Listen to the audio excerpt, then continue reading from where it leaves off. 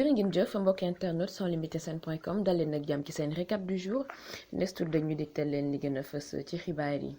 Coronavirus fii ci Sénégal 91 cas yu yees lañu am tey ci gaaw gi 87 cas contact ak 4 cas communautaires.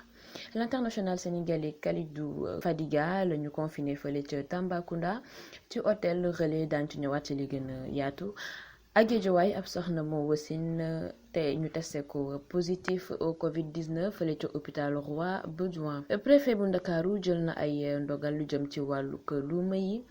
nga xamante ne dañuy jaay ay ñam désormais dafa am ay bés yu ñuy ubbi. Amadou Bamba Dramé nekk cas communautaire fële ca Sédhiou yëkkati na ay kàddu jëmale ko ci état de santé wam joxaale itam yeneen ci ay ndénkaane. Iran Ndaw nekk ab prêcheur lañu wax ne li ñu ko convoqué woon fële ci police centrale mujj nañoo xam raison bi. mbokk internet yi comme ni leen ko waxee rek lañuy tàmbalee xibaar yi ak mbiri coronavirus fii ci Sénégal 91 cas yu yees lañu am tey ci gaaw bi ñaareelu fan ci weeru mai 87 cas contact suivi ak 4 cas communautaires yi nag fële ca Grand Médine lañu fa gis benn Rufisque benn Touba ak Mbacké bu ci nekk am benn ñu am nag 12 cas guéris ak 4 cas graves fële ci hôpital Fann ak principal donc à ce jour 1115 cas la ñu déclaré positif dont 368 cas guéris maanaam yu wér 9 morts ak benn cas évacué ak 737 patients sous traitement. dañu desandi ba tey ci mbiru coronavirus fële ca hôpital Roi Baudouin bu Guédiawaye ginnaaw patient français wu 83 ans bi nga xamante ne dafa contaminé woon ab soxna moo accouché ak doomam maanaam mu wasin doomam prématuré ba pare elle a été testée positif. soxna soosu nag ab cas contact la ndax ab frère am la ñu testé positif au Covid-19 fële ci hôpital Roi Baudouin nag service bi di néonatologie boobule dañ ko mettre en quarantaine di xaarandi rek résultat prélèvement yi nga xamante ni moom lañ fa jël. Covid-19 préfet bu Ndakaaru jël na ay ndogal ci jour fixe yi nga xamante ni moom la luuma yi war a ubbi ginnaaw nag moom préfet bu Dakar ba mu amalee ab ndaje ak ñi nga xamante ne ñoom ñoo ŋànk secteur régulation du fonctionnement des lieux de commerce ci la ñu jël ay ndogal yi nga xamante ne moom laa leen di waaj digtal donc luuma yi nga xamante ne ñoom ñooy jaay lépp luy wàllug lekk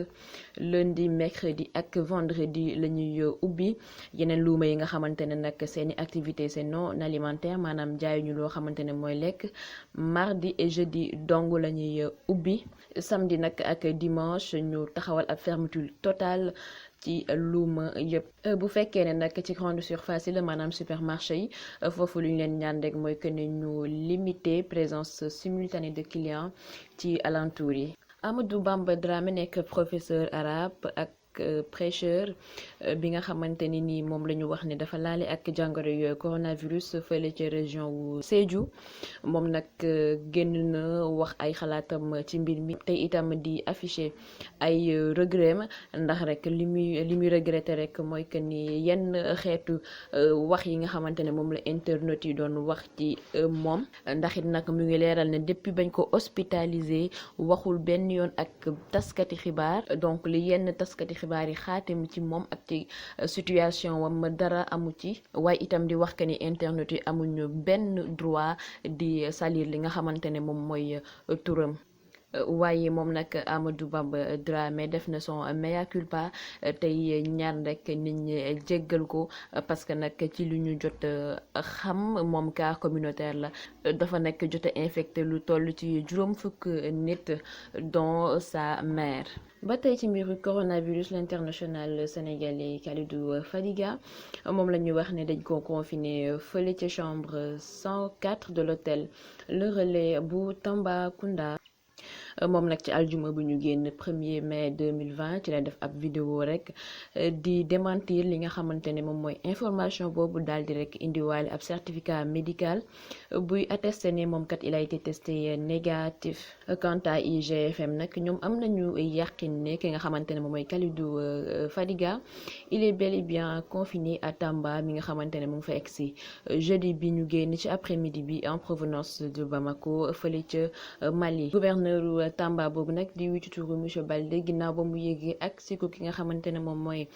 Kalidou Fadiga fële ca Tamba ci la taxawal ab comité d'accueil boo xamante ne ay éléments sapeurs pompiers ñoom ñoo ko composé ak yeneen di personnel médical. ginnaaw nag ba mu dalee ak jàmm sur le sol sénégalais moom Fadiga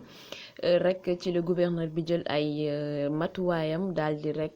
conformé wu ak loi en vigueur bi nga xamante ne moom la ñu taxawal dans le cadre du Covid-19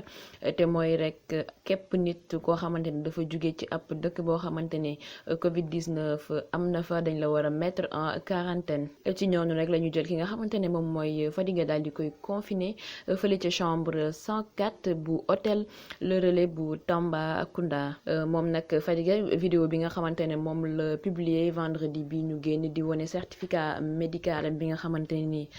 dafa ne il est déclaré négatif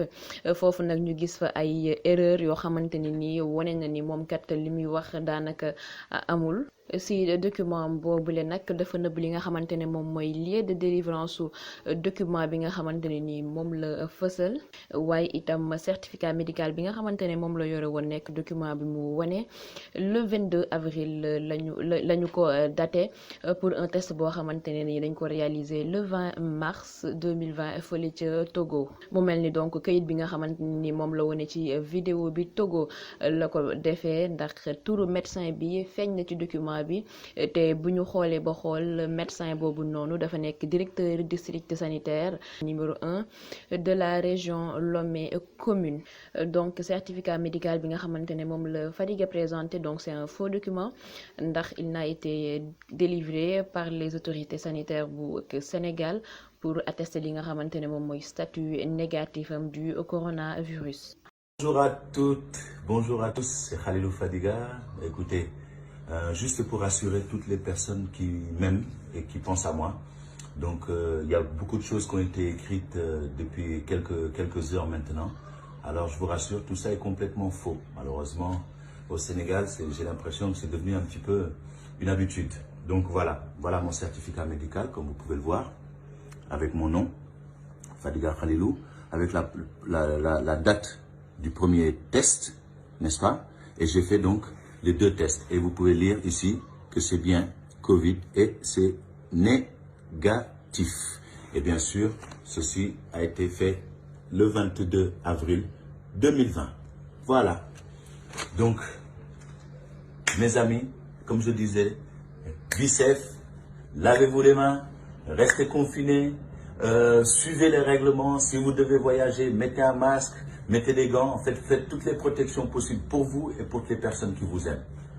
Iran Ndao nekk waxtaankat fële ca Sen TV le police centrale convoqué convocation boobu nag ñu ngi yëgal ne ci këram fële ca Tiwaawoon lañu ko yóbbu woon mu fekkoon ko nag fi nga xamante ne ni moom mooy Ndakaaru mu taxoon nag ba mujj ci woon dem waaye nag ci ab émission am moom wax na rek li nga xamante ne ni mooy que ni moom combat wam mooy rek mu fexe ba jàkk yi ak jumaa yi ñu ubbi leen loolu nag doon tax li nga xamante ne ni mooy motif bi nga xam ne moo tax police centrale daal di koy rek convoqué moom nag mu ngi wax ne amul benn mbindeef bu koy tax a bañ a def li nga xamante ni moom mooy liggéeyam te mooy que ni di waaraate waaye itam di rappeler nit ñi pour à ce que ñu ubbi